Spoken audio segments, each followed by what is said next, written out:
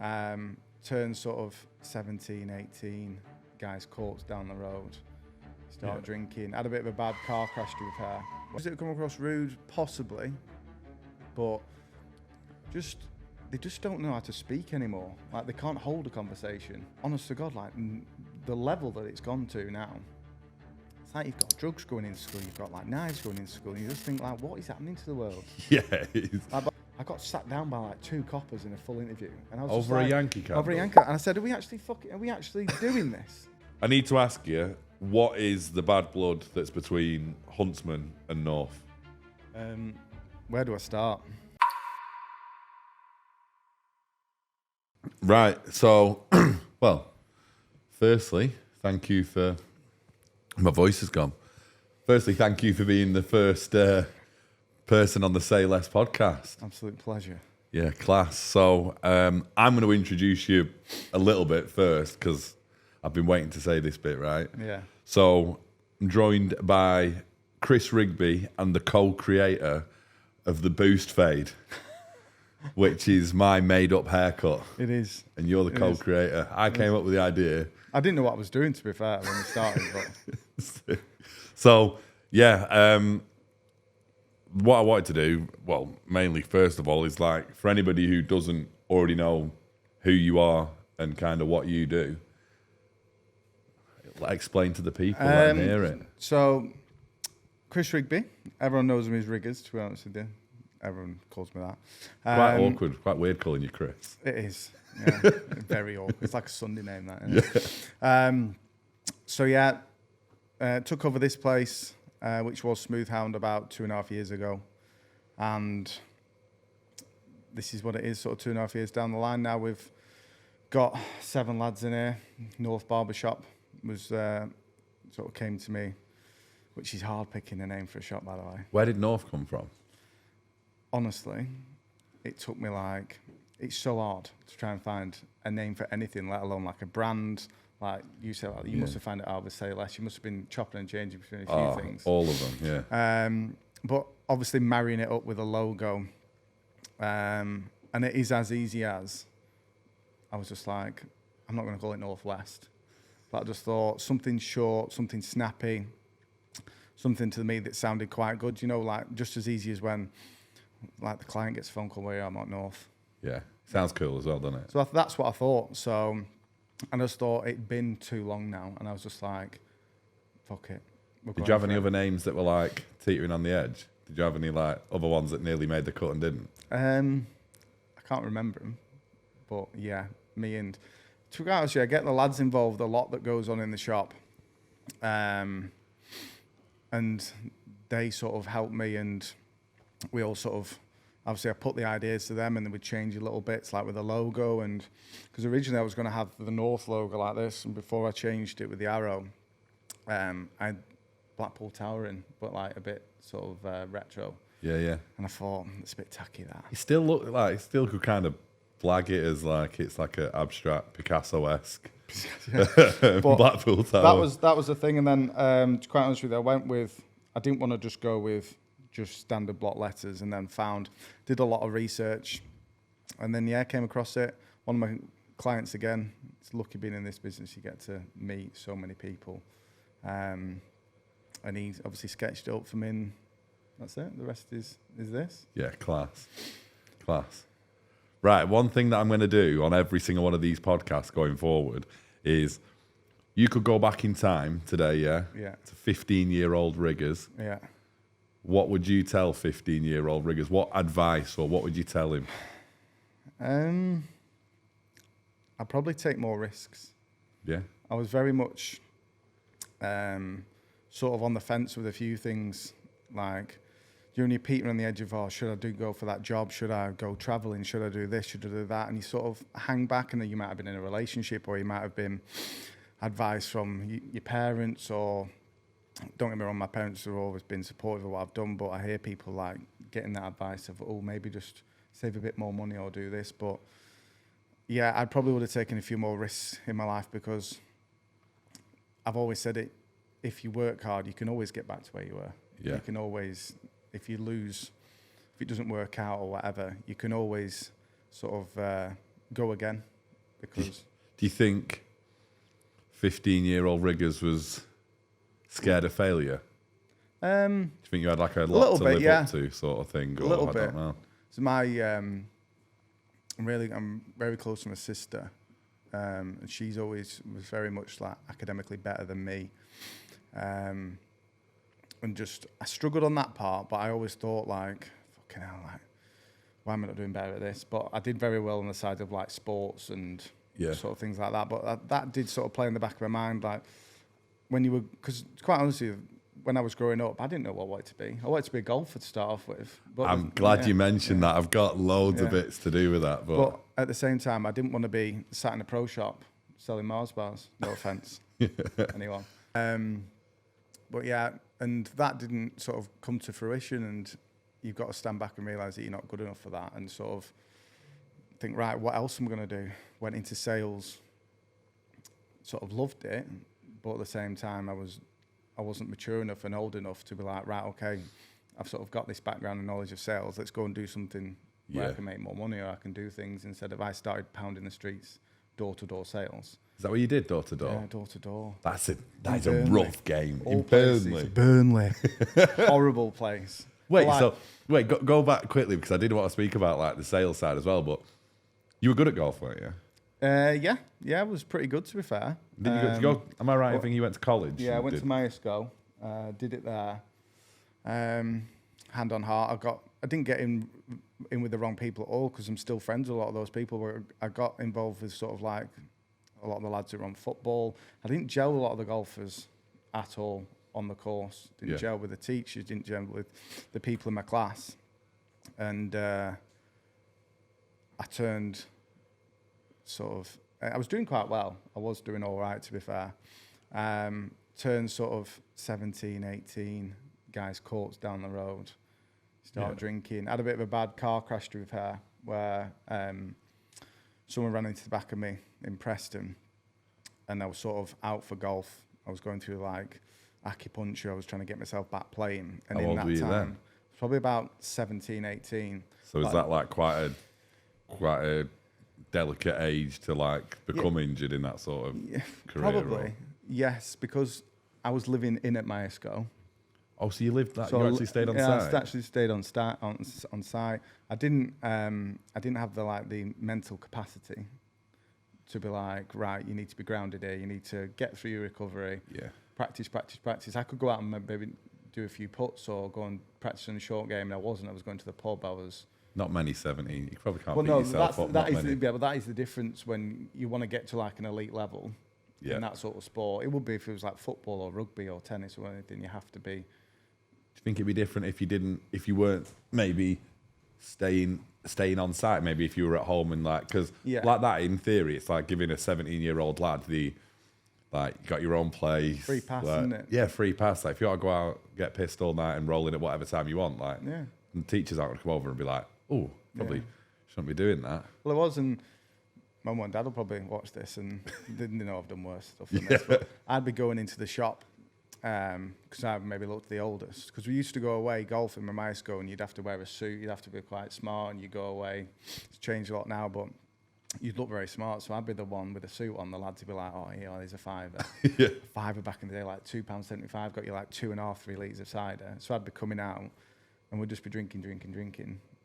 But this just escalated into me from like the age of 18, 19, 20, 21, sort of around that age, of just going out 4 or 5 times a week.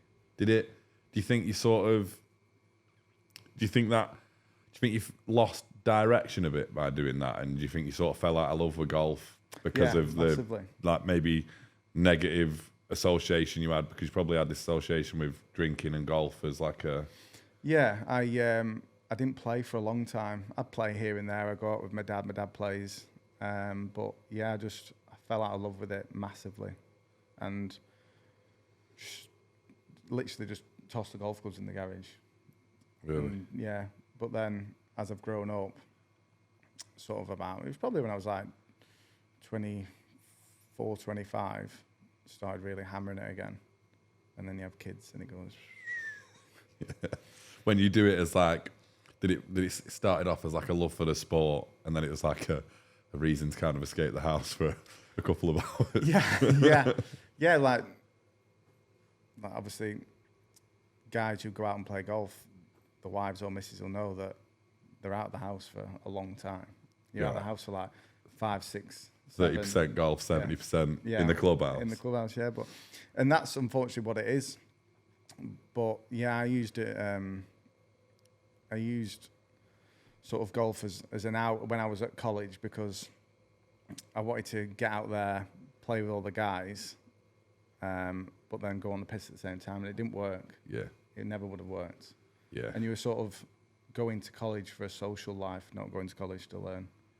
But at the same time, I wouldn't be where I am today. Do you think you learnt a lot of life lessons in that sort of period of time? Like, 100%. Do you think looking back subconsciously you might have potentially learnt some lessons about like your circle and who you surround yourself with during that period of time? Yeah, 100%. And I think that's a big thing as you get older. Like, I cut a lot of people out of my life.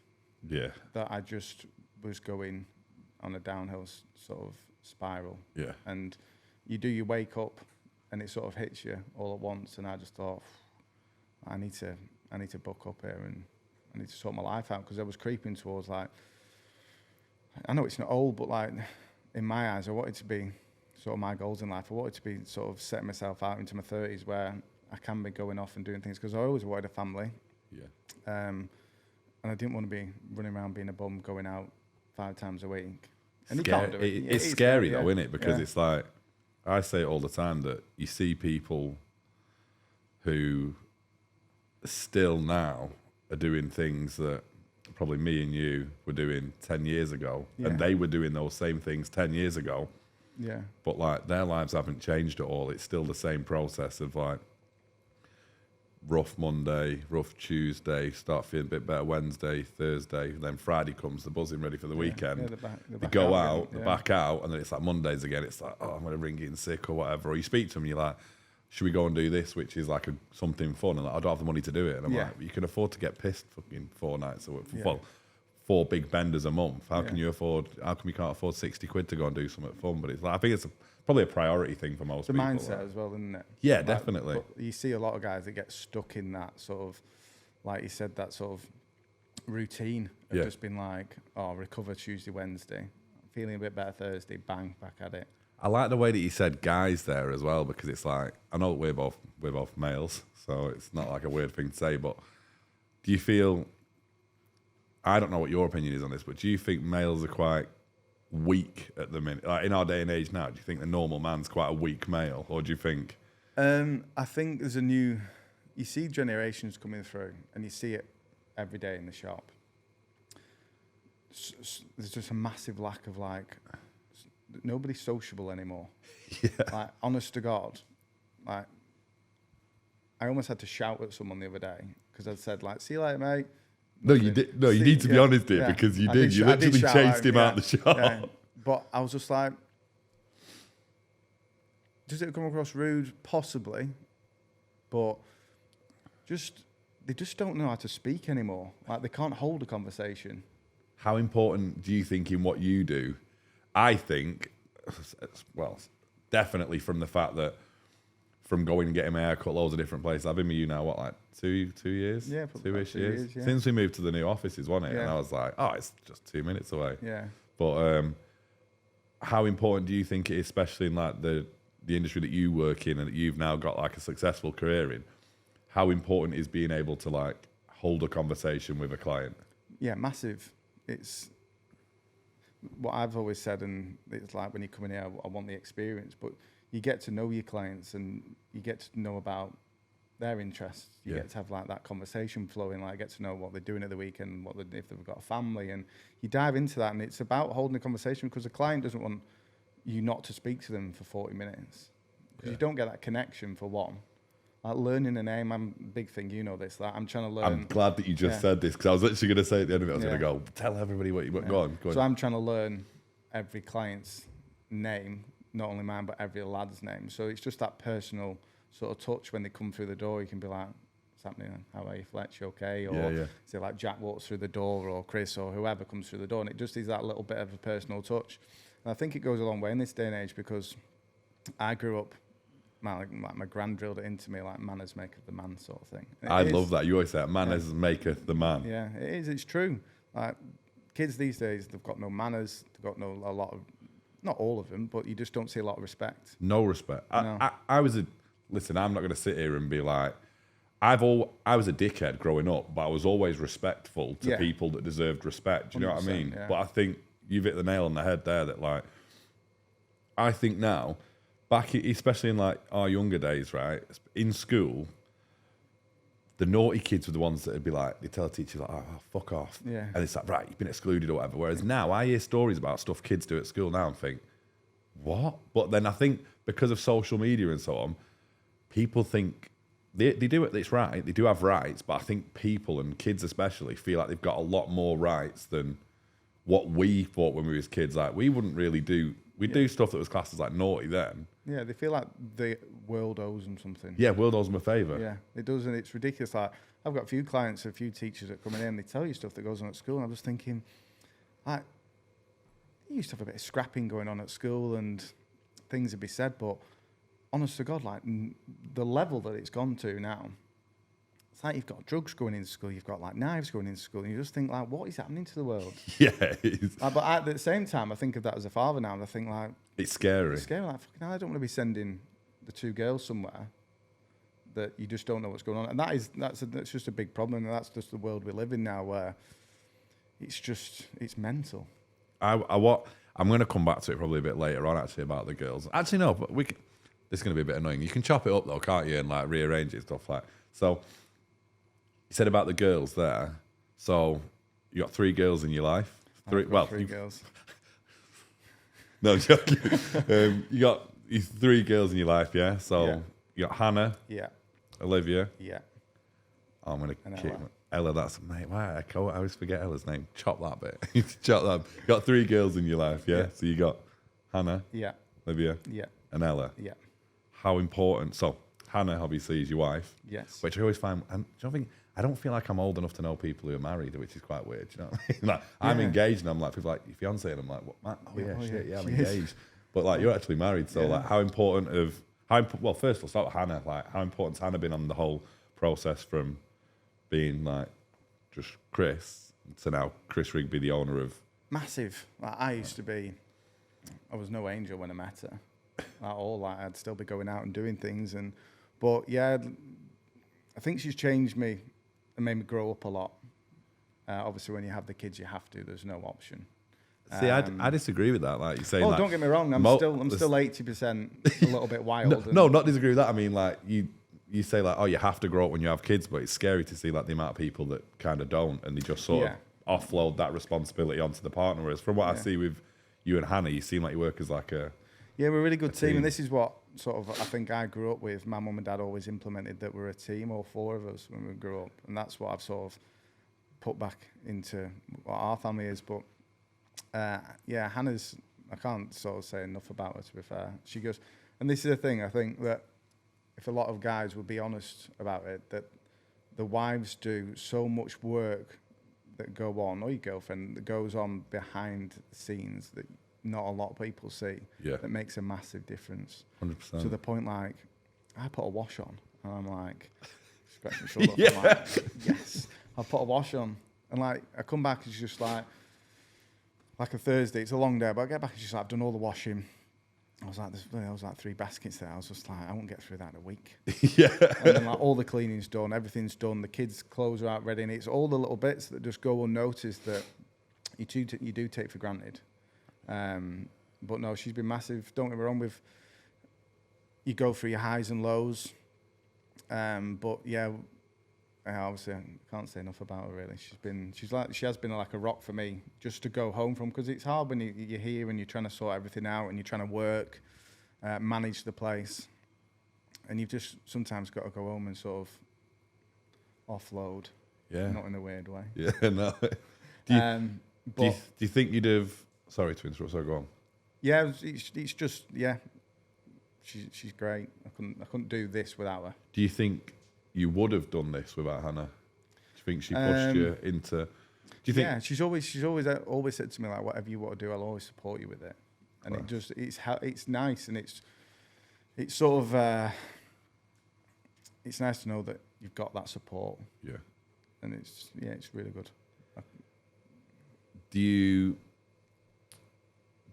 think, have you had to sacrifice a lot now, like with running the shop and stuff? Do you sacrifice a lot with Hannah or with the girls? Yeah, you do. You sacrifice as a barber, unless you're very, very lucky, where days off fall. You sacrifice a hell of a lot socially with your family, your girlfriend, whatever, your mum and dad, because your days off are a Sunday and a Monday. Yeah. And that's a massive thing. That's why we make Sunday is obviously our family day, and we've got little things that we do during the week. Like we'll have a movie night on the Friday night, which is great because we all sort of sit down, stick a film on, get Chris chocolate, sweets, whatever you want out, and just have a bit of quality time together, because you don't have enough quality time together. Like anyone does, because you're always, with the way it is at the moment, everyone's working, and you forget that the most important things in your life actually are spending time with the family, spending time with your missus, doing what you like, whether that's a hobby or regardless of what you want to do. You just don't get that quality time. Podge has just been away with Mia meeting some of his friends for like 3 weeks. Yeah. And it's massive. Like, you need to do stuff like that in your life. Like, you have to go away and enjoy it. You need to realise that you can do other things and work. Yeah. Like, just go and unload and just put everything behind you for 3 weeks or 2 weeks or a week. Yeah. And just enjoy yourself. That's what I see it as. This is why I love going on holidays with the family, because don't get me wrong, they can be stressful. Oh, massively stressful. Anyone who hasn't been on holiday with kids, like, good luck, because when it happens, like, make sure it's all inclusive. You just smash the bar. Yeah, because you need it. Yeah. But I've been on my first holiday like sober with kids. Do you know what, actually?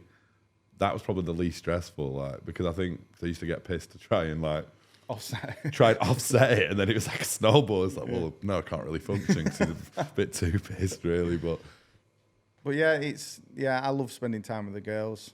So yeah, they're great. Do you know what?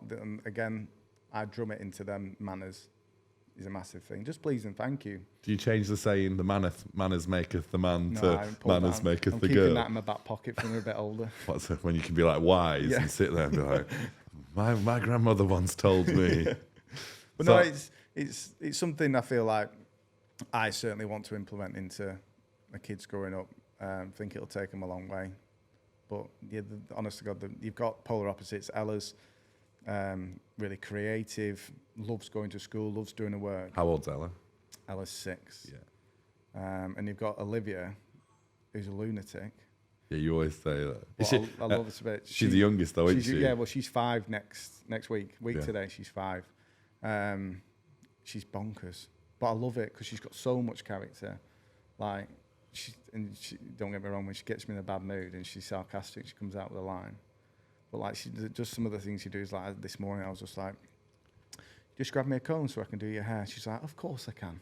And I'm just like, "Where does that come from?" Yeah. But yeah, Sunday's they're just great, aren't the kids? Oh mate, like, Sunday's got this new one at the minute where she comes up to me and she goes, puts her hand like that, and I go, shake her hand, and she goes, "Daddy, it's a pleasure to meet you." And I'm like, where's she? Who's even said that to her for her to think of saying that? But yeah, so you got obviously Hannah, you got your 2 girls. Yeah. Like, how did they change you? Do you reckon, are they your driving force behind this, you'd say? Yeah, 100%. Yeah, I've always set out to sort of be successful, yes, but what? Sorry, to jump in, what?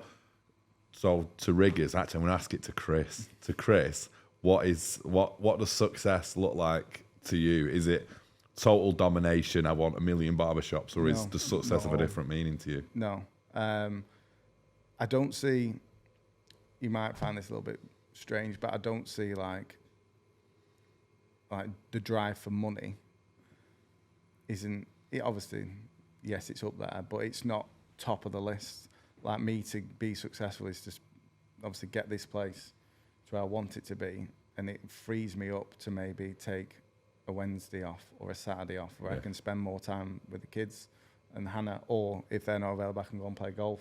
Yeah. And all I'm trying to do is, I love it working here though, and this is what I say to Hannah. This is what's been. I don't see this as work. Yeah. Like we're a big family here. You've seen it when it comes in here. The place is rocking. 100%. There's a reason why I come here on a Thursday to get my hair cut, and I'm here for 4 hours. I don't want to leave half the time. And that's what. I'm probably going a bit off course. That's what I did when I wanted to try and build this place. Well, that was a question I was going to ask you. Anyway, I wanted to know, like, so when you set out to build North, like actually, let me take it back. Sorry to interrupt you, but let me take it back, right? So where did you let's go like step by step if we can, like through your barbering journey, because you wanted to be a pro golfer, then you ended up doing door-to-door sales. Just quickly, what did you do? What were you selling door-to-door? I started off with Sky. Sky? Was it a slog or was it like pretty? Yeah. It was it when Sky was pretty new? Yeah, it was pretty new, but to be fair... I'm making you sound well old. I know, was it when like there was still dial-up and you picked up ring? No. Sky was obviously just sort of branching out and becoming huge. Yeah. So it was easy because you had a Sky jacket on. And like, you're knocking on doors, you got like, oh, hey, like, you selling Sky? And I'm like, yeah, mate. It's like, coming in. I'm like, oh, this. I'm like, rubbing my hands. Were you earning good money?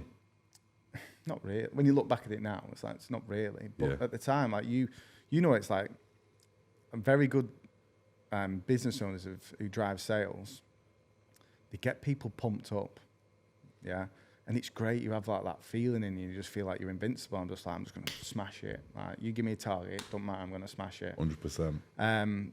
But the business started to fail, and I was just like, you know, as you see the top starting to fail, I was just like walking around the streets. I'm just like I said, I'm walking around Burnley, which I don't like. Yeah.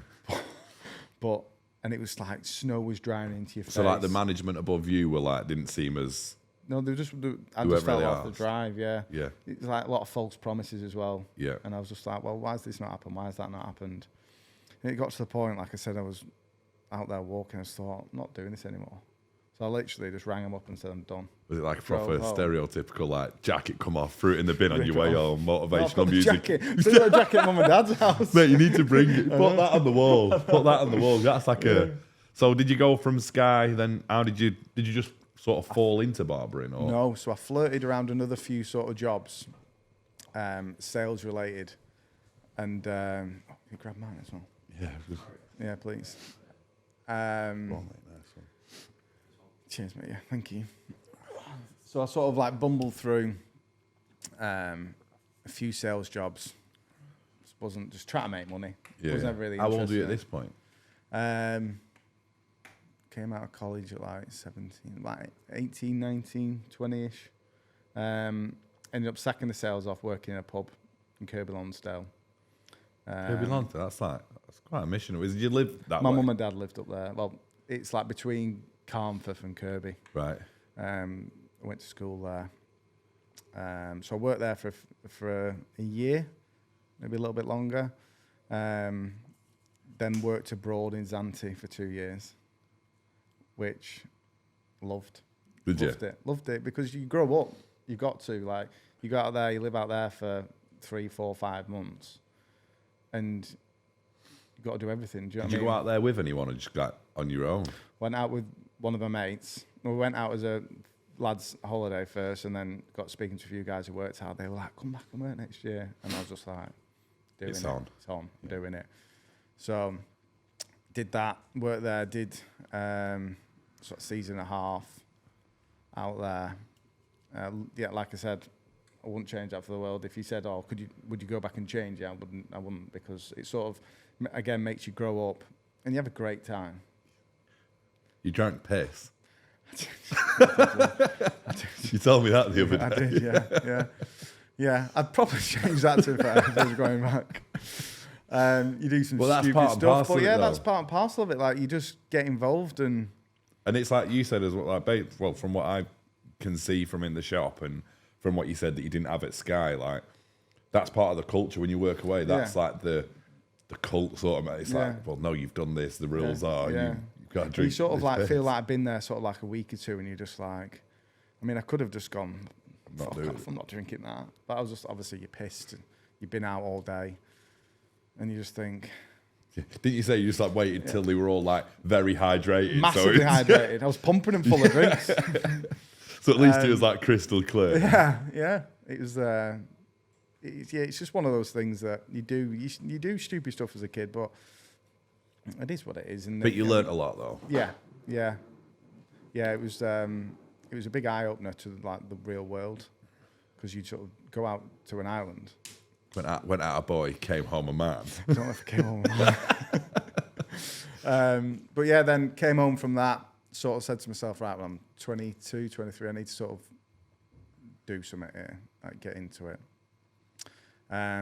So I went into, I used to go into Lancaster to get my hair cut. So I've gone into Lancaster. And this next guy I'll tell you about, it obviously got me into it, but I still look at him now as he had his own barbershop. He's a fantastic barber. He's a good lad. He's called Deck Parkinson, and I walked in. He used to work with me in sales. Right, when we were working for Sky, I think. Really good lad. And I walked into the shop in Lancaster, and he's cutting hair. I was just like, what are you doing? Like, cutting hair? He's just like, I've been cutting for like a year or two back then. And he's just like, yeah, you should get into it. Like, it's good fun. Have a good time doing it. And you sort of walked out, and I thought, do you know what? I'm going to fucking do this. Was that like a bit like was that like a big eye opener? Yeah, You thought, shit, I thought, well, I've always liked my hair. Yeah. I've got a cap on today. Yeah. But I've always liked hair and obviously my styles, and you go through school and I had the highlights and copying like footballers and doing all sorts. So I always had that interest. So I thought, do you know what? I'm going to do it. And that day I drove out of there. I drove to Preston College and signed up. And I went home. Straight away? I rang mum and dad. I was like, I'm on my way home from Preston. They were like, you've gone to Lancaster? I was like, no, I've just signed up. Just signed up at Preston College. I'm going to do barbering. And my dad actually said, like, he was really, really happy I'd done that. So was my mum, but my dad has sort of said, like, you have an interest in that. Yeah. So I started off going to college at Preston, and then you sort of leave college and you're like, well, I need to find a job. How long did you go to college for? A year. It's just under a year, I think. Is it like 5 days a week or a few days? No, I think it was like, I did the evening course.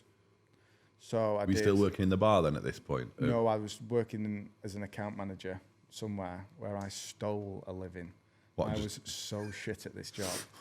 I would literally, right, imagine I would be stood there, I'd be sat there at my desk, and I'd just tap keys, just to know what I'm doing. I was just like, I don't have a fucking clue what I'm doing. And how long did you do it for? I got sacked after like 4 months, man. But it wasn't my fault that I got sacked. Like, I literally got like this guy. He's a bit of a dick, to be fair. I openly say that. Can't remember his name, but he was a dick.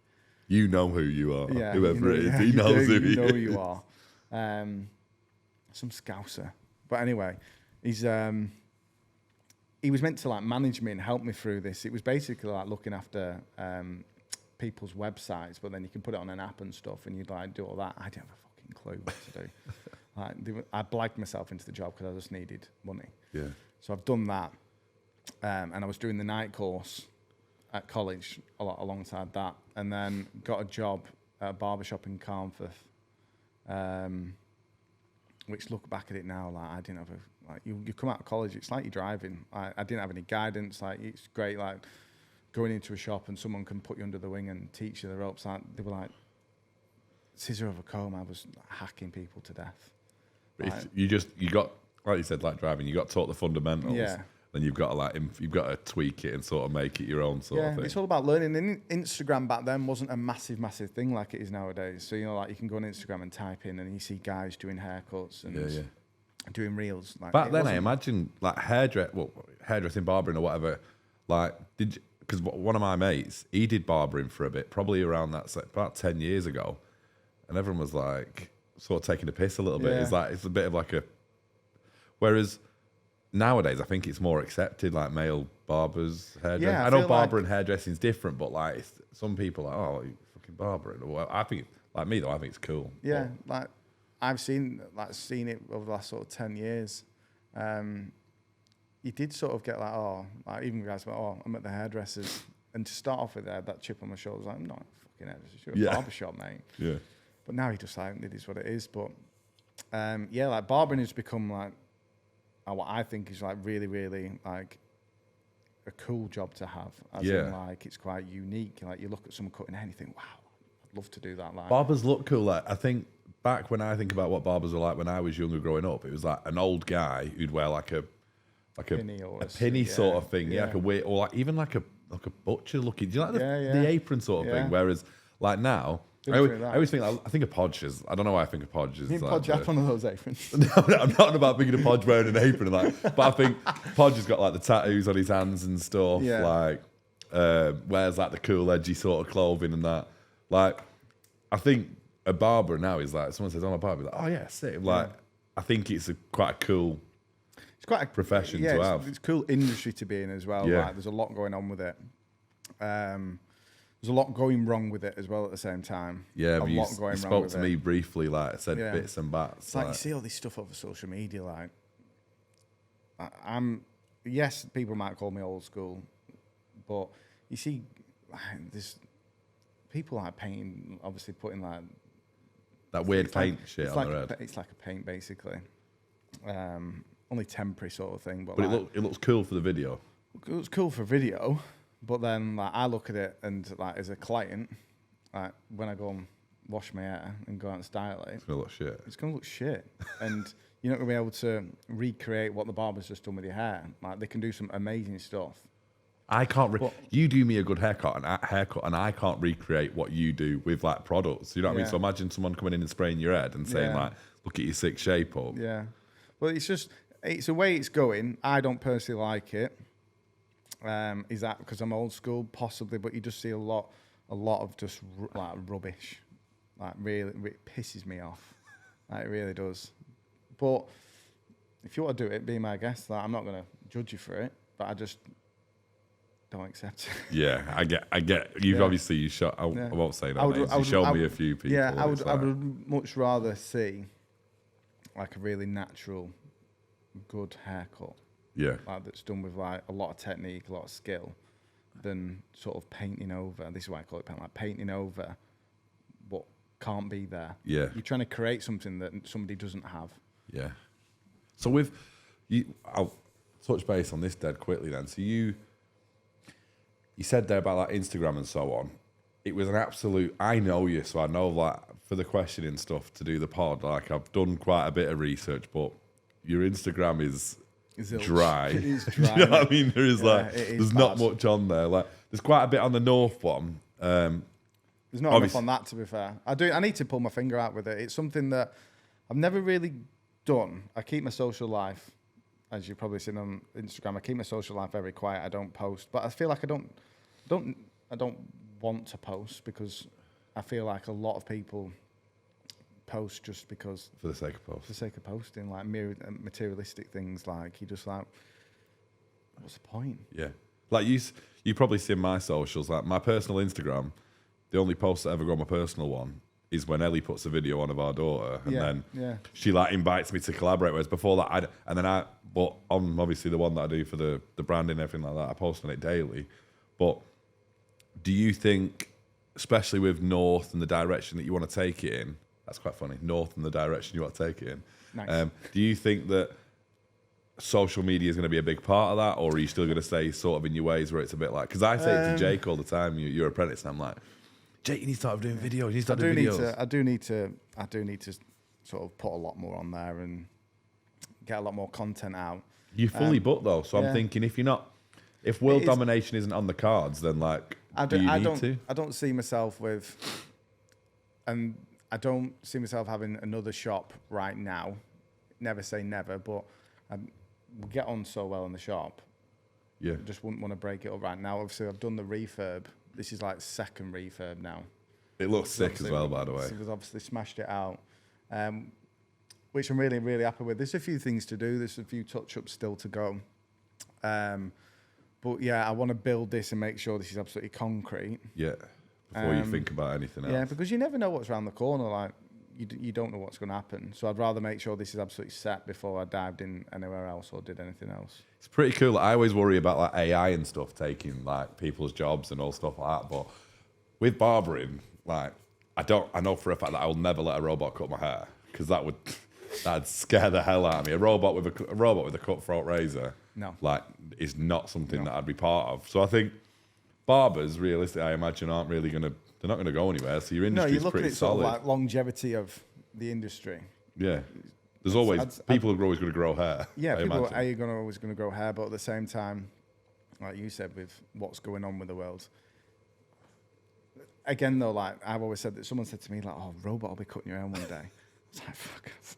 I was just like, is he going to hold a conversation with me at the same time? You said that. Is he going to go and get me a pint, or is he going to do this or that, or That's is part he of going the to message me experience. after or send me a voice note? 100%. No, then and like I can be a big advocate for that as well, because I used to come here once every 2 weeks, didn't I? Yeah. Come on a Thursday, and then it was like I think it was monthly at first. Actually, I think it used to come like it's quite a big gap, and then I started coming, and then we started playing darts when I was in here, and it was like all right, and it went from like an hour time slot to like an hour and a half, and then now sometimes I come for like 11. I'm like, oh shit, it's 2 o'clock. I should probably go. Do you know what I mean? Yeah, no. I the one time where I was like, right, I'm not going to go back to the office. I actually like got like guilt and like, headed home, and then was like, no, actually, I do need to go back to the office really. So I ended up going back. But that I think is huge. Like I come to this barber's like because what you've built. Like I come in and I can have a chat with all the lads. They all just, you built a great team of people. That's one of the questions I wanted to have, like how important. So I don't want to miss anyone. So we'll have to look around the shop. You got David, Dan, Podge, Crookie, you, me, Jake Wong, and then you've got one space over there. I can't say who it is yet. But you've got someone. Yeah, starts. Is he good? Soon. He's very good. You can't say? I can't say. You can't have it yet. I actually know, but I I can't say. Right, but he's but will he be like a great addition? He'll fit in. Yeah. So again, I do say it quite a lot when I've if I do post, I am nothing without the lads. Yeah. And we have a great team. Like everyone's got such different personalities that gel together really well. Yeah, because I see that when I come in, like if you'd have put everybody together in some of the tattoos and like the clothing is quite similar, but then if you actually put them all in a room together, you would never piece any of them. You'd never think, oh, they're like mates. Yeah. Like, but when you're all together, it all really works. And I think the whole time I've been coming here, I know it's only like 2.5 years, but I never hear about like you've had a massive argument like, which, listen, I know from running A to B and running other sales teams and stuff like that, it's very hard to keep an atmosphere because people do things, people fuck up, people have arguments, people have disagreements. Do you ever have that in here where people have disagreements and they have to... Don't get me wrong, very rarely we have them. But to be fair, like I said, it gets squashed. Like we just squash it straight away. Do you take that sort of... like? Do you take that father sort of role and you're like, right, come on, boys? They all call me daddy. In the weirdest way possible, especially Podge. Yeah. But I'll be granddad to Jake when he's that young. Speaking of Jake, though, when you said that about granddad, it's weird when I'm in here and there's a film on, and then everyone's like, "Here you go, Jake, another one that came out before you were born," and I'm like, "Surely, Pirates of the Caribbean was on the other day, wasn't it?" And he was like. Yeah. And I was like, surely not, Jake. And he was like, yeah. And I was like, what year were you born? He's like, when is he? Like 2005 or something? 2005, something mental. I was like, yeah, so surely like 12. Yeah, but he's like, no, I'm not. I'm 20, mate. Yeah. And I was thinking, shit, yeah. It's ridiculous. It is. But yeah, everyone's got, like I said, great attributes and everyone's so different that it works. But if there's a problem, like, I'll just sort of talk to them. Like, I just feel like if you squash it straight away, it's done. If everyone needs to talk. But everyone's great. Like if anyone had to speak to someone, they'd speak to them. They don't like hold it inside and them. No. So who was the first person you brought? So actually, right. So you went from cutting hair in. Sorry, yeah, but you didn't say. So you started in. So I went from. You went from college, and then you said you started. A bit of a rough shop in Carnforth. Didn't have any guidance. Does Carnforth have rough shop? Isn't Carnforth quite a nice place? Ish. Is it rough compared to Blackpool, or is it like the Ritz? So you go, it's rough. It's like, oh, we don't have solid gold. They're just gold plated on the toilet seats in Cornford. Or is No, it? it's not that. There's some rough places, to be fair. It's all right. It's got booze in it, so yeah, it's probably... It's got a booze. Yeah. Right, yes, it's the equivalent of Polton, isn't it? Do you know what I mean? No, it's not. But anyway, yeah. So I worked there, just absolutely butchering people. Was you bad? Everyone's pretty bad I as was well. shit. I was really bad. I look back at it now and I just think, what was I doing? Went from there to a shop in Lancaster and worked a barber shop in Lancaster. It was called the Independent Barbers. Sort of got took under my wing by a woman called Kerry, and she was great. She was really good for me. Like, brought me along a lot, sort of just, just like pulling me to one side, like, just do this, do that, do that. It makes a big difference. Have you ever spoke to her like since, like recently? You have her on social media or anything? I speak to her sort of every Christmas time. We speak now and again. She went through a really hard time, which I won't get into, but lovely woman. She's got a lovely family, and can't say enough for her, really. She sort of helped me along the way. She's a big part of you becoming the barber you are today, sort of thing. Not as much as the next man I'm about to speak to, but then I moved from there. That's when I met Hannah. So I come back from a golf trip from Portugal. Bumped into Hannah on my first ever night out. I thought I was going to Bolton. I didn't know Bolton was a place. Right? So can I get a ticket to Bolton Le Fylde, please? I didn't know it was called Le Fylde. So the lads are like, "Oh, we're going out in Bolton." I was just like, fucking hell, it's going to be expensive taxi from like Garstang to Bolton. And I was just like, right, yeah, whatever. And then I was like, got in the car, I was just like, so have you been out in Bolton? I was just like, what are you talking about? It's quite posh, got a booze. So anyway, went out in Bolton and bumped into Hannah in the Cube. Was that like quite early on in the night out, or was it like later on at night? Yeah, it was late out. We were... So anyway, yeah, met her there. Phone died like the day after because I stayed at one of my mates' house. She got super pissed off. She was just like, he's fucking blanked me here. Because I was like, I'll text you in the morning. Which did you have like every intention of texting her as well? Was you like, oh, she's hot, like I'm going to text her anyway? She was like, she's mint. Anyway, sorted out, went on the first date, found out she was a vegetarian. I was just like, oh, is she still a vegetarian? No, she fuck. But yeah, obviously, that's where I met her. But yeah, moved from Lancaster to up here, and then... Did you move with your family up here? No, I literally just moved into Hannah's mum and dad's. Didn't tell them. I was just like... stopped going home. Hannah's mum at one point goes, does Chris live here? Yeah. And she went, yeah, he does. Yeah. I was just like, I had the exact same thing with Ellie, where it was like I was... when we first got together, I'd sort of go around and then... Well, she'd come to my mum's at the time, and then it was like I'd go there, because we worked together, I'd sort of go there, we'd go to work together, come back. And then I think Ellie's mum one day was like, Jack doesn't really leave, does he really? So probably the same conversation. She was like, yeah, she's like, yeah, it's fine. Yeah. It's just so I know. Do you know what I mean? Like, we was like, yeah. Sorry to go on. So how old are you at this point as well? So you've like moved. So you and Hannah have been together quite a while, or is it? Did you rush quite quick? 9 years. Oh yeah, we rushed quick. We were been together 5, 6. Was it 6, 7? I can't remember. Should probably fucking tell me off for this. I can't remember, but we've been together for probably a year, and then went to the Trafford Centre one night, and she was like, sat down, and this eyebrow, like her eyebrow was doing like some weird stuff. She was like, I've got something to tell you, and I was just like, I couldn't really take in what she was going to tell me, but I was just looking at her eyebrow. I was like, what's up with it? And her nose started twitching. I was just like, just tell me. And she was just like, and then she just like, she put the pregnancy test on my lap there, right? And we sat down, but I had like a big puffer jacket on. So she told me to close my eyes. So I opened my eyes, and I was just like, what?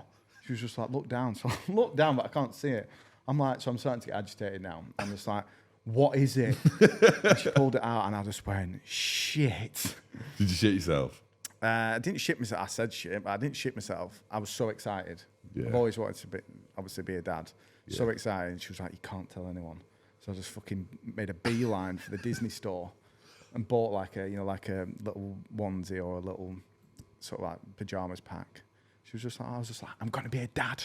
She was just like, you can't tell anyone. I was just like, I'm never going to see him again in my life. I'm fucking telling everyone in this shop. Yeah. It's the best feeling ever, isn't it? It's like you literally you want to just tell it. Like you walk past people in the street, and as soon as you found out, you sort of want to like grab them and be like, by the way, like I'm going to be a dad. It's happening. I'm like, guys, just grabbed hold of it. But yes. So anyway, going back to it, I moved over here and then got a job with Ben, the huntsman, when it was in the like OG shop. Ben and Will. Ben Reynolds. Ben Reynolds. In the OG shop where it was like, I love that shop. Ben cut my hair when I was like probably about 14. He comes to my mum's house in the living room, and this dead like top man attire, like a tight t-shirt. Oh yeah. Do you know what I mean? Have you ever seen the picture of him when he's got his blue hair? No. Oh, yeah. I'll find that one for you. Try find that. I'll find it and I'll put it on the pod just for you. But I certainly would never be where I am without him. And I can actually say that for, I'd say, so many people on the Fylde Coast. Like he was so passionate about it when he had the huntsman. Like incredible barber, incredible person. But yeah, he took that place from where it was obviously to the next shop.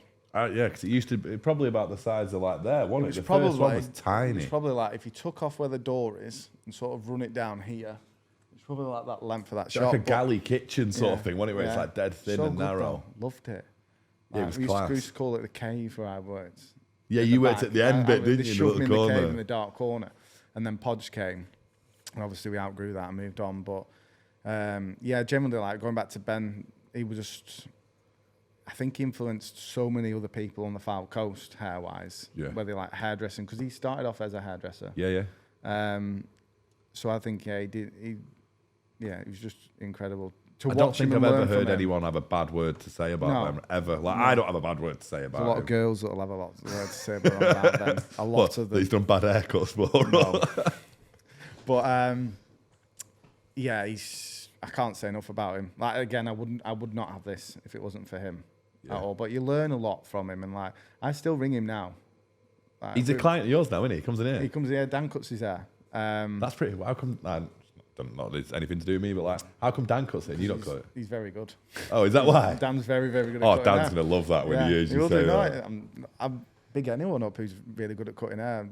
Like, all the lads in here, they're amazing. I've never seen anyone, like, when the lads who work for me, when you come in and cut the hair the other day and that, and they was like, yeah, but like, obviously Riggs is good, like, is any, like, do I have to just go to him? I was like, no, it's not like, and listen, I've got friends that are like the Kurdish barbers, Turkish barbers around here, do you know what I mean? But like, it's not like where you go in there and you've got to sort of sit and watch 3 haircuts before you think, right, don't go to the guy with a checkered shirt at the end because he can't cut hair, right? I know that this guy's all right. Yeah. And you sort of know which one's picked. Whereas in here, like, every haircut that leaves, you think, yeah. And some of them as well, it's like the amount of time and effort that actually goes into it. As you go in and out of Turkish barbers, it's like butchered quick time. Yeah. It's like 10, 15 minutes, bosh, easy. Whereas that's the sort of thing that, obviously, you get 40 minutes for a haircut, an hour for hair and beard. Some take less, some take more. It's just one of those things. But I was all about building an experience. And the great thing is I didn't have to implement that to the lads. They've all got really good personalities, but they just do that anyway. Yeah. Like, looking at that chair, Podge obviously works here. He's got a great rapport with all his clients. So is David. Like, David's like a fitness freak. Yeah, like, he is. He's got a body like a god. It's funny as well because David's always got the old boys in his chair. He loves. I'm not gonna. I can't say that. No, I can't say. He loves, and I think he loves that the older guy. He does. He gets the older boy. But his clientele's obviously quite vast, in age wise. But he's like incredible. David started off as a hairdresser. Yeah. He helps Jake out quite. I see him talking to Jake. He's great. Like, obviously, like with longer hair, he's amazing. Like, he's a lot better than I am at it. And his hair's always pristine. When his hair's done, it's pretty. He's like, he looks he's like just cool, isn't he? Yeah, he does. He just looks cool all the time. Do you know and what then I mean? you've got like Dan, who's. So I sort of between like me, Ben, Will, and Podgeman starting off, we all sort of like nurtured Dan because he'd come in as an apprentice. So you haven't seen how far Dan's grown. Like, he's an amazing barber now. Yeah. Like, he's smashing it. Podge's so sick. Yeah, he He's is, such a isn't he? good lad. Great. Like again, like the same thing. Like Podge worked next to me in the Huntsman.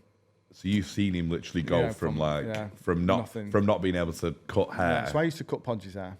Is So that I how? used to cut Podge's hair, and then Podge became a barber, and then Podge cut Dan's hair, and then Dan became a barber. I mean, it's great to see, isn't it? Who cut Jake's hair? Who got Jake Podge in? cut Jake's hair. Oh, I was gonna say it'd be cool if it was Dan. And it was Yeah, like a bit just like a little a Russian doll sort of thing, where it's like it just keeps getting more and more. I think Dan actually cut Jake's a few times, but yeah, Podge has come so far. Like Podge is an amazing barber. Crookie used to work around the corner from me in Lancaster. Did you know each other? So we knew each other briefly. Like obviously we're all really close now, but Crookie from that way then? Crookie's from Morecambe. Oh yeah, he is. And Of then course he is. moved Yeah. up from here. Because you always say, what is Mr. it? Shrimp himself. Yeah, say it up the shrimps or major. something, yeah. So Crookie's like, you can see the difference like when he came from Lancaster to Huntsman, how much his work went up as well. And then you've got Jake who's coming in now, who's apprentice. Like you can start to see his levels. And I like to, it's rewarding to see like people that you can teach a little bit here and there. Like everyone jumps in and helps Jake, which is great. Oh yeah, it's class to see. Like, it's good to see. Like I don't have to say anything. Like If you're busy, like I see it all the time. Like if you're busy doing whatever, or if you're with a client and stuff, it's like he doesn't have to like walk over to you and say, "Oh, like Riggers, can you come and help me with this?" It's like the lads will it's like a sixth sense sort of thing. Like I've seen David, I've seen everybody in here, like sort of like chip in and helping. But I think, do you think now then that, so obviously you said how much of a big influence that like Ben's been on you, but not even do you think, like I know firsthand from the stuff that I've heard from Podge, Crookie, like Jake, you're not like you've been like passed the torch now because you're like the grand elder now. You're like the one that everybody looks up to. But, you are like, so you put yourself you probably do what I do. I would never put myself on that sort of like level with Ben and whatever's gone on with there. But yeah, I don't like to. This is why I sort of stay.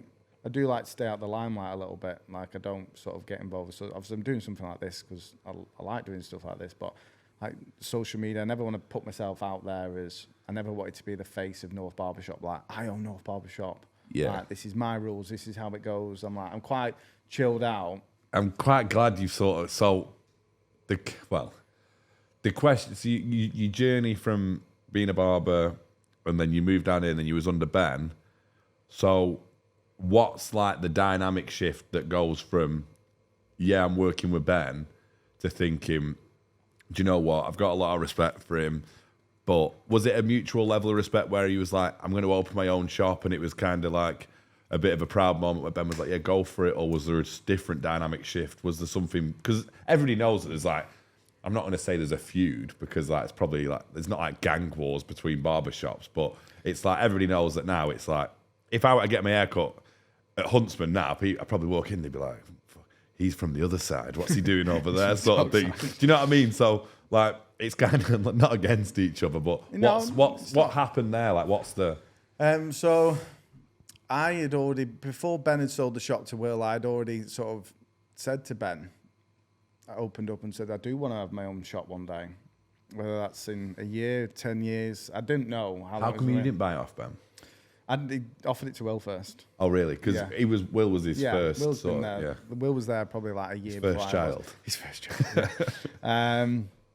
There's no feud between the Huntsman and North. Like, there might have been a little bit of animosity, and then when it all left, because there's like Chinese whispers going on, and this has been said and that's been said. And have you ever like aired it with Will? Have you seen each other since like we've had a chat. Happened? We've had a chat. We probably need to have another chat, to be fair. Let's get him on. Let's do a three. Let's say do a three-way. Let's get him on. And then we'll do the pod. No, mate. Like, I wish everyone whether you're at Huntsman, get on with the lads at Hayden's Barbershop. Well, anyone on the Fylde Coast, like, I don't have any grief. There's enough heads. There's enough heads to be cut. Do you know what I mean? All I've like to say is like, if you just, my motto is just like keep your standards high, and you'll keep everyone happy. Whether that's your staff, or whether that's your clientele. Don't get me wrong. There's days where you struggle, or you obviously do some, but it's just Yeah, there's no beef between us at all. So Crookie I've known for a long time before we even, obviously, I used to play football with him on a Thursday night in Morecambe. So obviously we're quite close. So I thought Crookie was always going to come, regardless, I think. And I think maybe the pull of Dan was, obviously he worked next to Crookie in the back room. So they were in the new equivalent of the cave from the first shop. Because it was sort of very much cut out. I know he's obviously changed things up there now, which looks a lot better. But yeah, I just think obviously I'd helped. I was really close with Dan. I still am really close with him, but I was really close with him, helping him out. Whether that's in like just being there for him. I was always like, you just see him as like a bit of a younger brother, and you sort of like take him under your wing. I think a lot of people, well, from the lads that I've spoken to, I think a lot of them see you as like that older brother sort of. Yeah.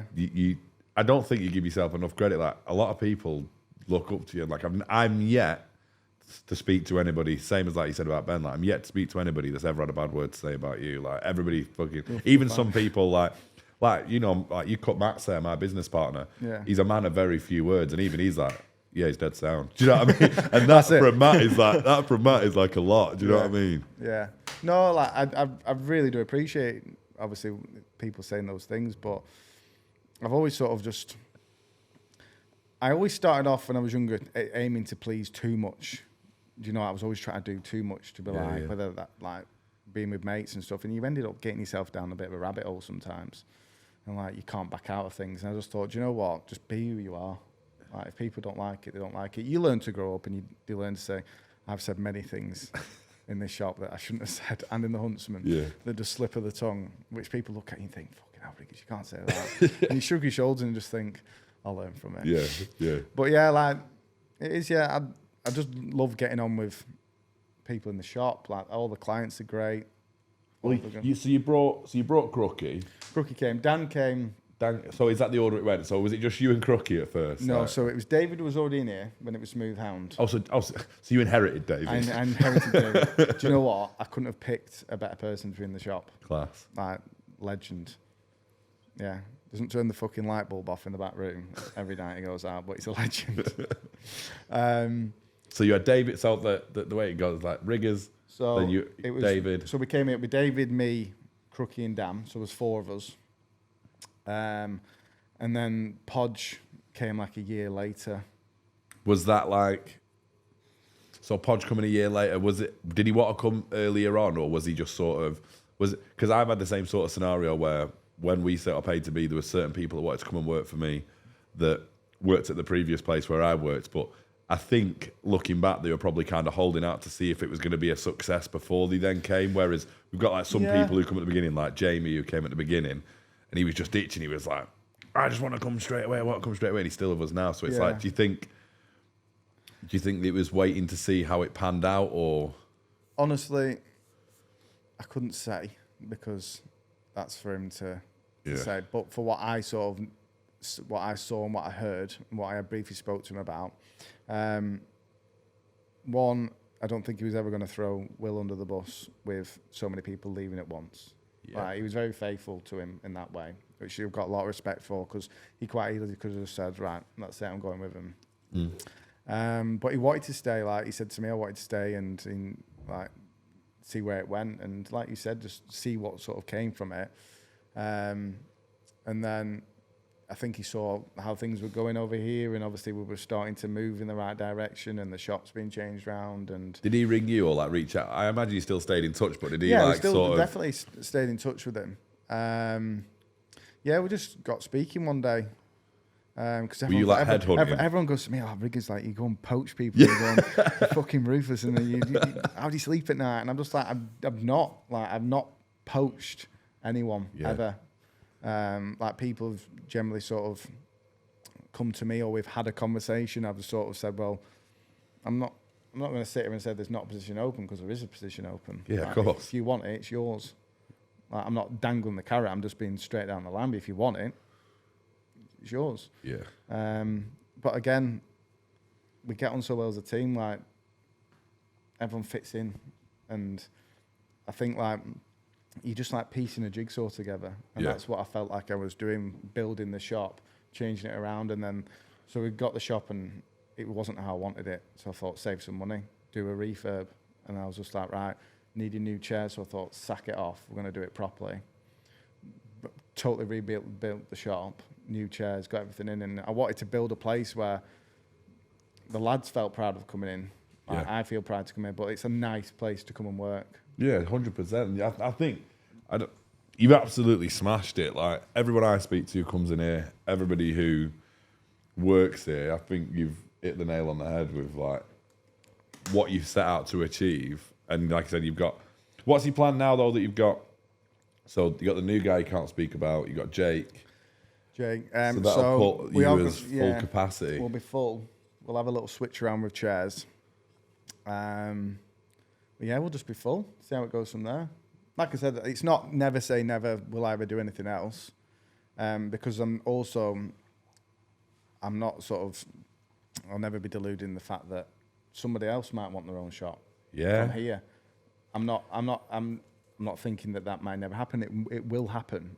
And I'm not. How does, so the fact that, see, I remember, so when, I don't want to spin this, but I'm going to use it like as in context, but when I set up A to B, the person who I worked for at the time felt like as if like they was cheated because I wanted to go and set up on my own. Whereas I think if someone who worked at A to B now, yeah, I think in the moment I'd probably feel quite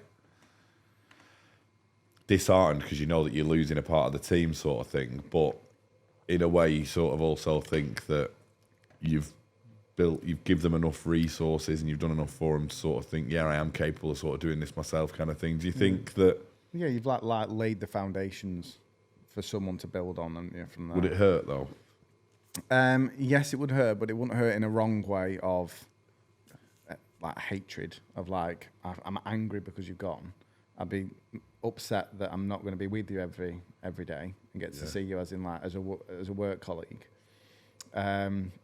I've always said, like, if any of the lads were to do that, like, I would always be there for them. Like, if they needed help setting anything up, if they needed anything, I would help them on the way. Because why wouldn't you? Like you've got to, like, if someone wants to do that down the line, then why would I try and hold back something that they want to do? Like, if they had a dream of doing it, why is it for me to say no or be a dick about it or try and hold them back? Like I said, I think it's hard when... It's a hard pill to swallow. Yeah, because I think I always use the context of there's rationality.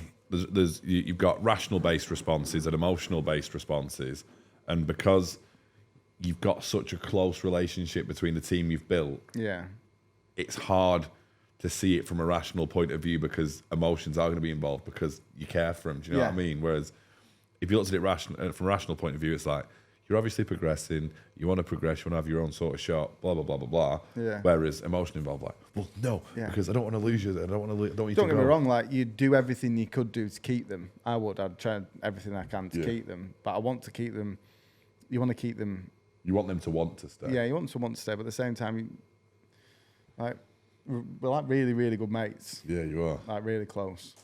So yeah, if it happened, then I'd help anyone who wanted to do it.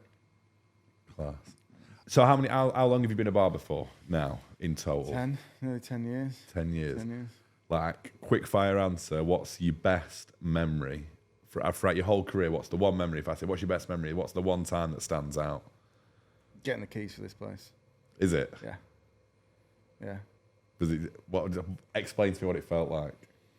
It's just, when I came in here, I knew it wasn't what I wanted, as in like aesthetically pleasing to the eye, but it was a vision. You know, when you walk in somewhere, you think, I can do this. 100%. Like, this is where I'm going to make it happen. Did you have any people? Do you have any doubt? Did any people doubt you? Yeah. Did you? Yeah. What was your response to them? Was you just like, do you know what, mate? I've said this before. I don't care what people think about me. Well, I literally don't get hung up about it. Well, that's your opinion, and it's fine. But I'm not gonna lose sleep over it. You're a better man than me. I was just always like, fuck them all. Do you know what I mean? I'll show them. Yeah. Like that. I did say I'm gonna say, well, fucking then. Like, I don't care about it. Do you know what I mean? But I don't really. If you got something bad to say about me, crack on. Do you agree? One thing that I've come to realise is the feeling, like you said, like the day you got the keys for this place, that feeling of knowing that you're starting to build something and it's something new, and yeah, like at that point in time, there was probably so much risk involved. Like there was no certainty that it was going to go well. There was no guarantee of money coming in. There was nothing like that. yeah, And then once it obviously gets better and better and better, and then you've got your clients in and you're busy all the time. yeah. Do you agree that the starting point, the building, the beginning bit is definitely the best part? Yeah, it's scary.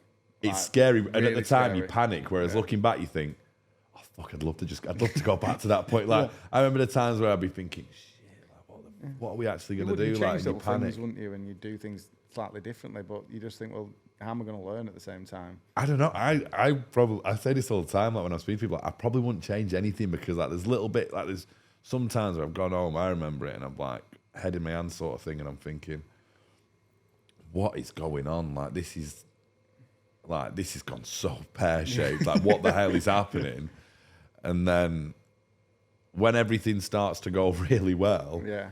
I sort of not self-sabotage, but I'm a bit like, I wish there was more shit going on. I wish there was more stuff going wrong, because I'd like to go back to that point because it's a bit more interesting. But do you agree with the fact that like the building, or I don't know, are you more like, do you enjoy it at this point now, or? No, I think you get that little buzz, don't you? Like when I came in here, so we revamped this whole shop in about 6 weekends. Were you like very hands-on? Were you still working? So we worked Tuesday to Saturday. So you're working at Huntsman then? No, when I revamped this for this time. Oh right, yeah. So I left Huntsman, moved into how it was. So you could cut out, so you could So operate I could carry straight on away, making pretty money, much. Yeah, operate, and then but when we did this place, we did it in 6 weekends. So we'd work Tuesday to Saturday, finish Saturday afternoon, and then work Saturday afternoon, Sunday, Monday, like ripping it out, getting the floor laid.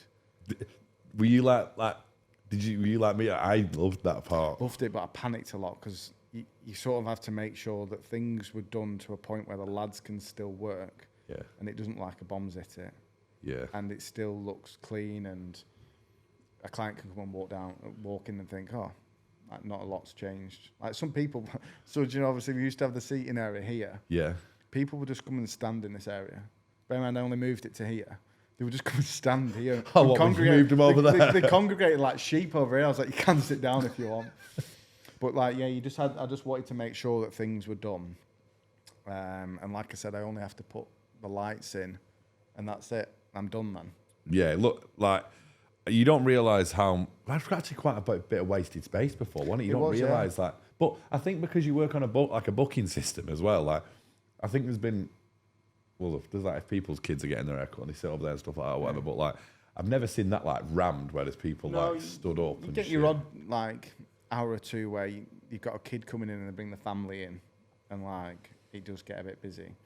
But there's enough room, do you know what I mean? Yeah, it's class, man. Yeah, really, like, and I'm just, you touched on it very briefly before as well, but obviously I don't drink anymore, but when I did drink, I took full advantage of the beers that you used to have in here. Like, I could nail 4 pints while getting my hair cut easily, and then get a taxi back. Yeah.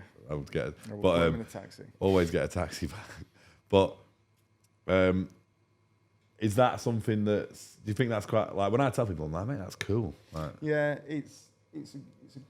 I always bended it again in the Huntsman, and I always thought it was like a really good little touch. Yeah. You need alcohol free though, because... Just get a little one for you. Yeah, just get some bottles or something. Like, it goes, like I said, when it goes off on a Thursday night or Friday night in here, and obviously the music's bouncing and everyone's having a beer. So many clients come in and they're like, oh, what are you doing this weekend? And they're like, nothing really. And you're like, oh, do you want a pint? And they're like, bang, pint, bang, 2 pints. And they're like, I've seen going out tonight. Yeah, I've seen, while I've been in here getting my haircut like a Thursday, I've seen someone like transition from coming in as like quite normal and then being like dead quiet and quite shy. And then by the end of it, like 4 pints deep, and like, yeah, I'm not asked about her anyway. I'll go out. I'm not bothered. Do you know what I mean? It's a bit like, he was not even saying a word 10 minutes ago, and now he's pissed off off 4 pints. Yeah. Now he's going to have an argument with his bird. Yeah. So, but I think that's good. But you mentioned, creates a good environment as well, doesn't it? Oh, it's class. Like, there's a reason why I come here. Do you know what I mean? And I think the haircuts are sick, like, given, but it's I think the haircut, I know it sounds really weird with being a barber, but you may agree, but the haircut is like a small part of the actual, the process of going to the barbers. Whereas I think it's the environment you create, it's the sort of, you're probably like my counsellor as well. I've got a counsellor that I speak to. Yeah. Probably pay you more than him, to be fair, because of how much I get my haircut. But like, I'll come in and talk to you. I'll talk to the other lads. You know me as well. I'm like, you're very opinionated, and I'll have debates in the shop and discussions. Oh yeah, it's good to have a good debate. But do you know what? That's another thing that, if I take it back to, I feel like barbers as a whole, or hairdressers, the industry itself got so much more respect when we came out the back of COVID, because everyone started to realise how hard it is to cut a good. Yeah, never even thought of it. Give you a good haircut. Like, everyone was just being butchered by their wives, trying to do it themselves. Yeah. My phone was just going off all the time, like, because can I FaceTime you? My missus just fucked my hair up, or like, I was trying to FaceTime people and guide the wife through a haircut. That's sick. So, well, I'm glad you mentioned that. So, what's the through COVID? You was like, I didn't cut any hair through COVID. No, at all. I can actually validate that as well, because I remember you saying to me, I was like, "What, did you not do none?" And you was like, "No, mate." Well, not the first lockdown. I didn't. Well, I did it though. Like, I cut when we were allowed to see each other. Like, I cut people's hair during lockdown, because I just thought, I'll give it a whirl. Like, everyone thought they became a barber in COVID, and then you realise that. Like, I generally do think that we got a lot more respect, and people started understanding that it's an art.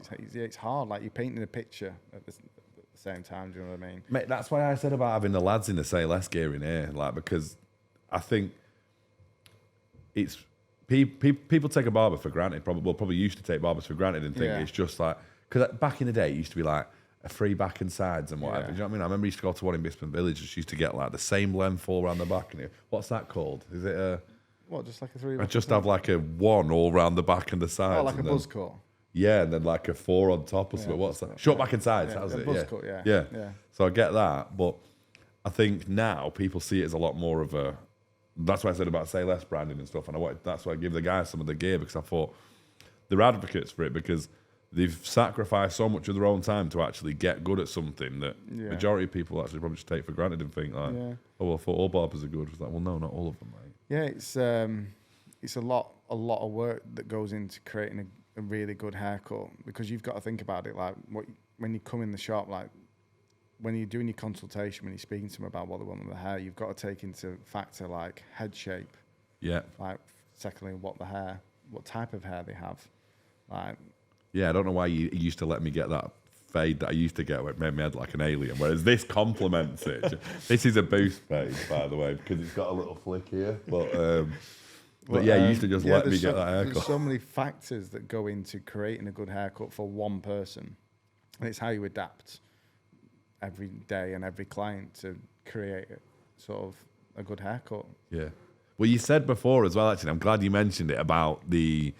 You said about music, and one thing I always say every time I come in here, I'm like, I probably say it every time. I don't know why I still say it, but every time I come in, I'm like, oh, you've always got great tunes, like it's banging. Like, I come in one day and it's like Green Day, and the next day it's like, I don't know, I can't even explain. Like, the variety. Like, I came in before, and there's me and you stood at the dartboard playing darts, listening to The Greatest Showman. Do you know what I mean? Love it. Bangers, absolute tune. Yeah, I'm rarely get on the music, because if I was on the music, it would be like Celine Dion would be popping off. Like, love a bit of Celine. Celine Dion, like, I do, like, I'm a sucker for it. Like, I'm not like these. Some of the young lads put some music on. I'm like, what the fuck is this? I'm like, it sounds so old. I'm just like, they're like some kind of rap, and I'm just like, I am actually old. Yeah. Like, I literally, because I don't actually have a massive interest in like new music coming through, but yeah, smash a bit of Greatest Showman on, and I'm singing like. It was so good. Because when you said it on the way, I thought, yeah, actually, put it out of the car, and I was like driving down, like, everything you ever want. I was going down the lanes, like, probably going for it. Then when I come in, I was singing it when I walked in. It's just, but then I think the music creates that's a massive part of the atmosphere as well, while you're in it as well. Because I think that you go in some places like, what the fuck's these tunes? Whereas it's like every time there's something different on, which is good. But yeah, I think it's good, because I obviously put a lot of old school He can put a bit of R&B on, like a little bit of pop on, a little bit of like classic, not classical music, but classic like ballads. I love a ballad. Yeah. Get me up on that stage. I love a ballad. Well, Podge is sick at karaoke, by the way. I know. Well, we spoke about what's it called? We spoke about Pitch Perfect, right? Yeah. Guilty pleasure of mine. Like, yeah, whatever. I don't care. I'm a fully grown man. I'll take it on the chin. Yeah. Like I enjoy Pitch Perfect. Yeah. Judge me all you want. I loved it. But then you said that we need to try and get this video because I'm still yet to see it. But you and Podge did like a. We had like it was probably like I was probably where the basin was, and Podge was probably where the door was. And we were just singing like I can't remember what it's one of the songs from Pitch Perfect. It's when they change like the song changes all the time, and we just had like a big brush, and we were just because we do it all the time. You know, like you slide the brush and the brush like stands up like that, and then you catch it. We were just doing that, singing a verse, singing it back. And I just thought, I'm like I was like 28 at the time, and I was just thinking like, fuck it. Yeah. How old are you now? 34, 35 in April. So how long have you had North for? 2.5 years. That's mad. I wanted to say, under 2.5. you said before that, and we spoke about this, and I said to you straight away, I was like, you don't have to go into as much detail or anything, but I was like, because like the music is a massive, like, I think music is so important. Like, I actually don't listen to as much as I used to anymore because I'm always like, I get weird guilt, and I'm like, you should be learning, you should be listening to a podcast, you should be listening to an audio book. So I don't. Whereas that's why when I listened to the song coming here before, but you actually said the song from Greatest Showman had like a. Oh, it's got a huge like emotional meaning to me and Hannah. Just when Ella was born, we got rushed to Manchester Hospital, and it was at the point of like we stayed together one night, and then they were working out whether we were going to have to operate or not. Came back the second night. I stayed at the Premier Inn the second night. We came back and we're sort of like the doctors were like the doctor was with you in like a few minutes. So I was sort of stood there, and you know, like my hands were like sweating. I was cold. Yeah. So we were going to have to stay in there for like 4 to 6 weeks if she had the operation. So I was sort of like thinking, obviously self-employed. You're thinking, I'm done. I'll have to stay in a hotel. I'll have to find some money and stay down here because you don't even contemplate like you don't think you don't even come into the you just equation. need to be there for obviously your family and obviously Hannah and Ella. And there was a girl across in a bed, like literally right across from us, and she was playing From Now On. And it sort of starts off slowly and like builds up and builds up and builds up. And she had, I think she had terminal cancer, which How was old like was this heartbreaking. girl, like? She was only like 7, but in such good spirits. And you sort of just think, wow, it's like powerful.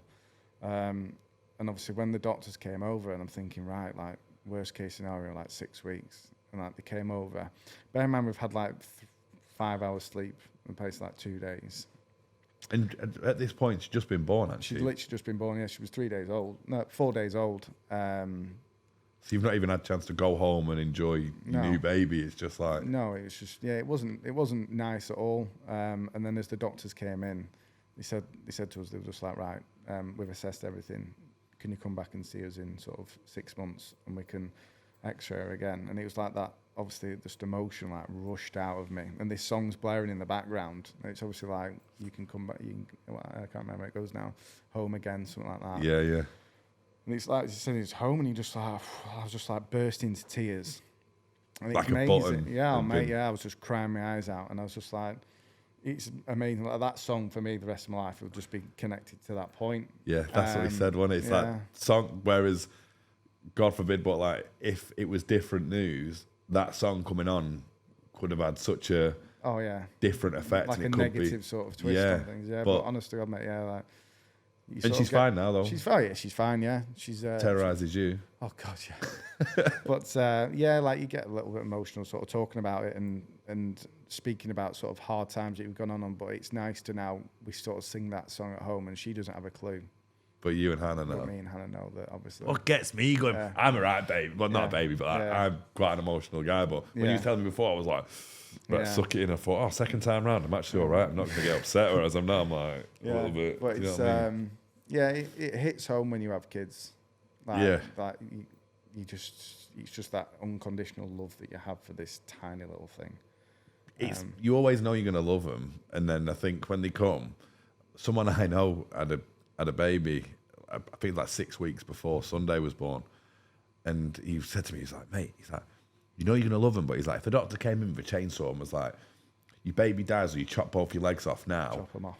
Yeah, and I was like, sounds really weird. At the time, though, I'd not had my daughter, and I was like, I was like, I was questioning it. I was sort of thinking like, mate, these are my legs. Do you know what I mean? Like, but then, second she was born, I remember saying to him a few weeks later, I was like, I get it now. Yeah. Do you know what I mean? Yeah, I was like, they tell me to chop every part of my body off, like it's coming off. Do you know what I mean? So I think when you said that story before, like it sort of did hit me quite a bit because I think we've been fortunate, touch wood, like to not really have had any sort of scares like that or anything. But my heart goes out to anybody who's and you see things online and you hear stories from people who are like, and I couldn't imagine, like, even if she hurts herself a little bit, breaks my heart and you just want to take the pain away. So I couldn't imagine her being in, like you said, like the little girl sat across from you. She was in high spirits, the one who sat across playing the song. And it's like, she's great. And it's sort of like you look across at her and you think how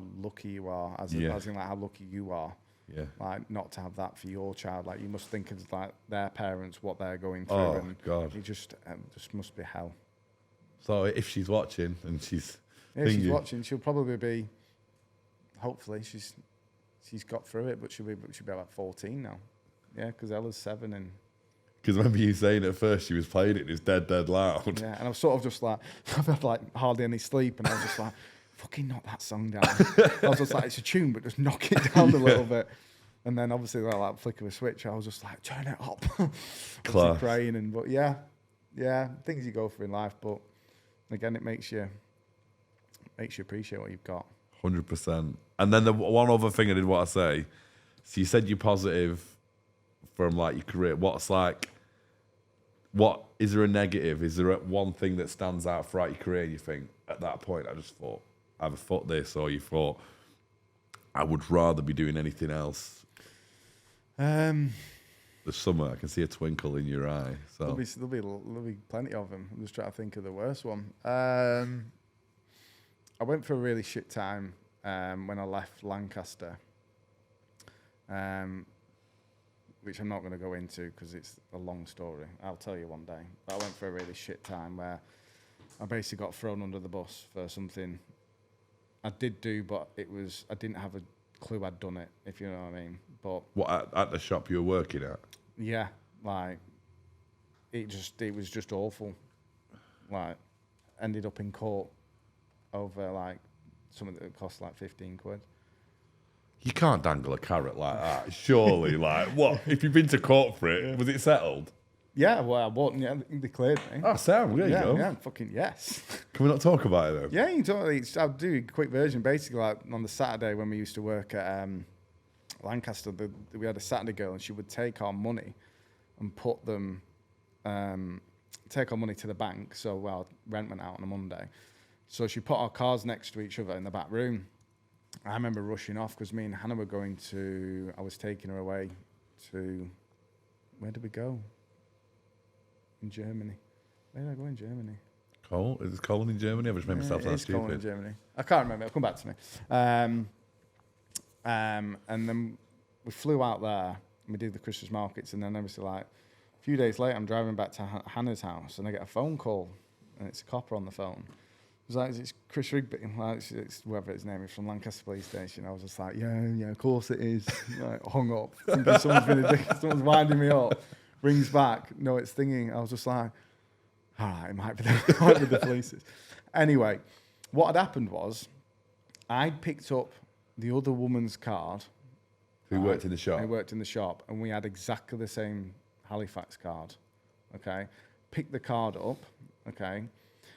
And I bought something on Amazon. I bought a Yankee candle on Amazon. I can laugh about it now, but I bought a Yankee candle off. Yeah, it was off Amazon, okay. So I bought this Yankee candle off, and all they asked for was the card, long card number and the security. So I didn't even look at the name because like I hold your bank card. So I was holding the bank, so I was looking at the name, and I was doing it at night time because I was ordering it for Hannah for Prime, so it was here for her birthday, not the next day, the day after. She was in bed next to me. That meant she's pregnant. So I've done that, shoved it back in my wallet. I ordered the candle to arrive on the day where I wasn't at work to my workplace. Right. So this girl's this girl who was working there, he's right, bitch. I can fucking say that. She took this candle, okay, to the police station and said, Chris Rigby has stolen this candle, right? I want you to sort him out. I want you to caution him. So basically, I'd been to that. Was she like was she your boss or anything? No, she wasn't. Just work with you. She's just a dick. So she worked in this place, right? But I'd been working there and getting a bit more successful, and a few of her clients had been moving over, and she was just a small-minded individual. Yeah. Right? So she must have thought, piece of piss, get him sacked for this, or get him done for this. Or so anyway, the police take me in, and my dad was just like, don't take a caution. She was just like, we'll take this to fucking court if it needs be. So anyway, I got sat down by like 2 coppers in a full interview, and I was just over like, a Yankee candle. Over a Yankee, and I said, are we actually doing this? And they were just like, yeah, like we have to do it. It's like, and I was just like, all right. So it was just like, we're going to caution you. And I said, no, you're not. And they were like, why? I said, you don't want to. Proper young thing to say. So I was like, my dad told me not to fucking say that. So I said, my dad said not. So anyway, the copper walked me out. My dad absolutely grilled this copper. He was just like, we'll take it to court. What, you've been about, what, 22-ish? No, I was like 20, just before I joined the Huntsman. So 27? 27. Something like that. Anyway, so we thought, we'll go and see a solicitor. And he just said to me, you're either really stupid, right, and you've made a mistake, or you've committed fraud, or you're the worst thief in the world because you ordered the Yankee candle to the place of work when you weren't working on the same day. So anyway, let's go for the first one. Yeah, let's go for the stupid one. I made a mistake. Like, you know me, like I wouldn't steal anything, no. do you know what I mean? So anyway, I had to go to court. Right, so I had to go to court with like, I took my mum, my dad, Hannah was pregnant at the time. I was just like, this is actually happening, right? And some guy was grilling at me. And I just said to him, I was just like, listen, mate, I was just on autopilot. And he was just like, autopilot? Is this a new thing, this, Chris? Or Christopher? Were you doing that again on autopilot? I was just like, I want to fucking chin you. I was like, you're getting right on my fucking... So anyway, came out. She came and made a statement. Was she still like pushing it? Like, yeah, I got sacked because of this. Right? I shouldn't laugh, but it is pretty funny. Mate, it's funny now, yeah, but like, I was just like, is this actually happening?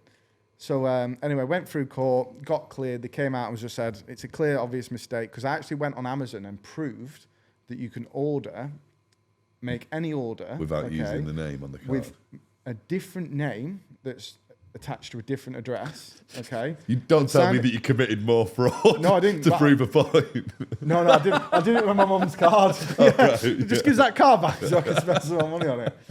So I did this, and I was just like, so I actually did it on Amazon and proved to them in court, so we got it all up.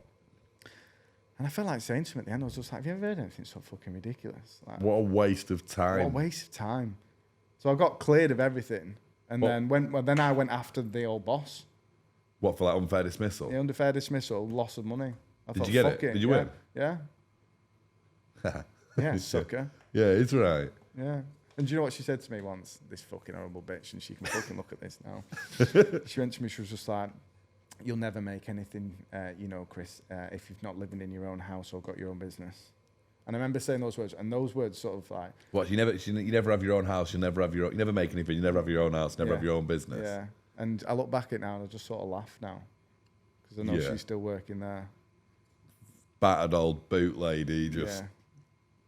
I wish we could say her name. We can't, obviously, say her name, but no. Right, well, we need to make sure, if you are watching this, though, can you just push this as hard on your socials, especially if you're in, like, the Lancaster area, just so this woman can see it. Chris Rigby. Well, yeah, that's just like... And if she actually comments on it with her address, I'll send her 10 Yankee candles to her address as well. There's like a present from Say Less. Just like, like something like that, just mental, but obviously not a lot of people know. I sort of kept it on the rabs because I was a bit embarrassed about it, because obviously you make a... You've not done anything wrong. I haven't done anything wrong, but you're like, you're going to court over a Yankee candle. Well, not even a big one. I was like, at least aim me for like one of these big bad boys. Like the Joe Malone, like the 5 tonners, like one of these ones. I was just like, fucking, well, yeah. Have you enjoyed it though? I loved it, yeah. Yeah? Yeah.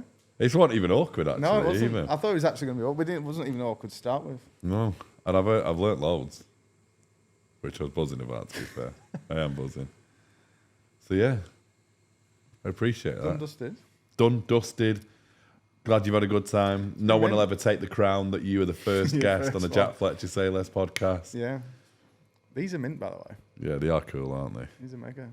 Get one on your chair when you're cutting people's hair. What just peed out? You definitely need to do some form of content in here, though. We always said, right? We said that we'd like to do, like a live cam, or just like Twitch stream in here. Do it. That'd be sick. Yeah. Even stupid things like not stupid things, but there's a girl who works for me. She's just bought Matt's bar off him, right? Yeah. And she's been setting up her TikTok and her Instagram and putting it on live on the bar, and she's getting thousands of people just watching it. Yeah. But yeah, we were talking about doing. Dan brought it up, and he said like, "Wait, this be sick. Keep this bit in. Try and chop this in somewhere." Because we were talking about doing. Like I said, Dan came up with it. There's some mad phrases that come out in here. Like, do you know, like just one-liners? Yeah, yeah. And we're going to do like line of the day and just like squish it and put it on Instagram or do. But we said like, imagine if we just had a video of the shopping. Mate, you should do it. Listen, RA to B TikTok slaps. And your one in here, like some of the stuff I hear in here sometimes, I think, oh my God, that's hilarious. Do you know what I mean? Like there's some stuff, obviously there's some stuff you couldn't put on. Oh yeah, gotcha. There's a lot of stuff we couldn't put on. Yeah. You'd have to have like the live stream on like a 20-minute delay or 10-second delay. No, you need longer than that, a 20-minute delay, because there's some stuff comes out, you think, no shit, like, that can't go on. Turn it off. But yeah, it'd be class. I bet you should do it. Yeah. There you go. You can get that done. Right, sound. I appreciate that, bro. Big time. I massively appreciate it.